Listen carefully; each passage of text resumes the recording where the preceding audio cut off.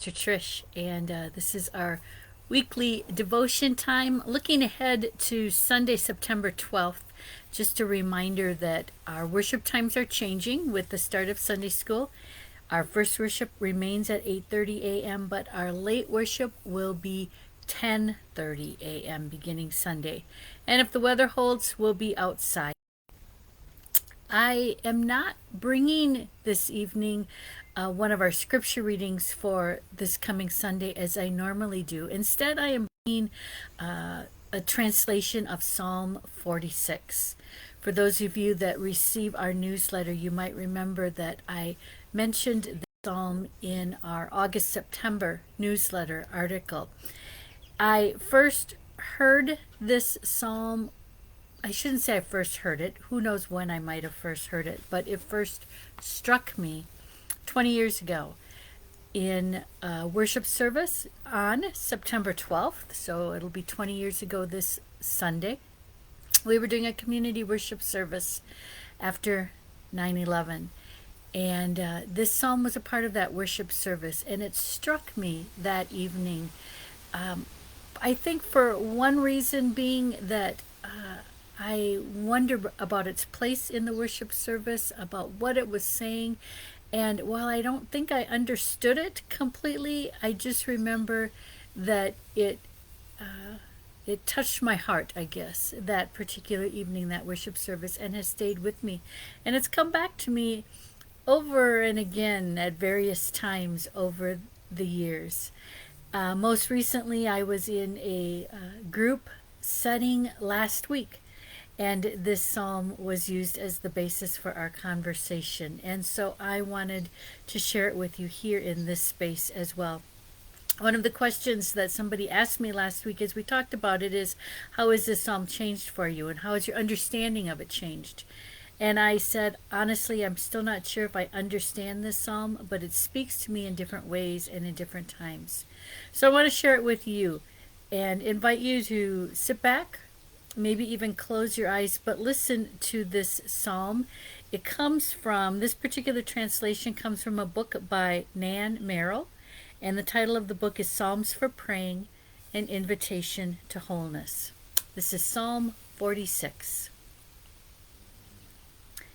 The beloved is our refuge and our strength, a loving presence in times of trouble.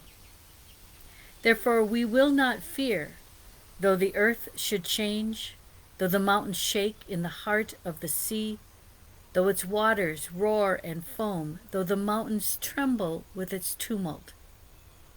There is a river whose streams make glad the holy city, the holy habitation of the Most High. The beloved is in the midst of it. It shall not be moved. Our loving Creator is in ever-present help.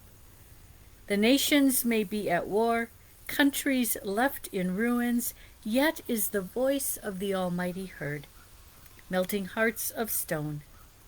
The beloved is with us, the infinite heart of love. This past week, as I heard this psalm once again, and in particular this translation, what struck me was I said, I would guess like many of you, struggle with the world as it is these days, and what that means, and what it is I'm supposed to do about it to try to help. But what I heard in the psalm this past week, and I hear it again as I share it with you, is the importance not of my work, but of God at work, despite terror, despite difficulty, despite a world that is changing, as the psalmist said, even if the mountains shake in the heart of the sea and waters roar and foam, God is still present in the midst of that. The nations may be at war, countries left in ruins, yet the voice of the Almighty can still be heard.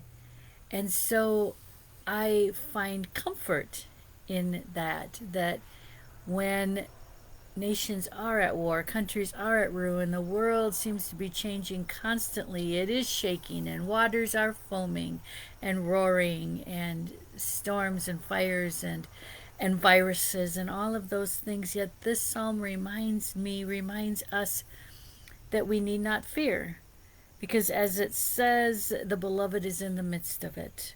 The beloved is with us, the infinite heart of love. And I am reminded perhaps to sit quietly and to listen for and to wait for the experience of the beloved, the infinite heart of love, in the midst of whatever difficulty faces us.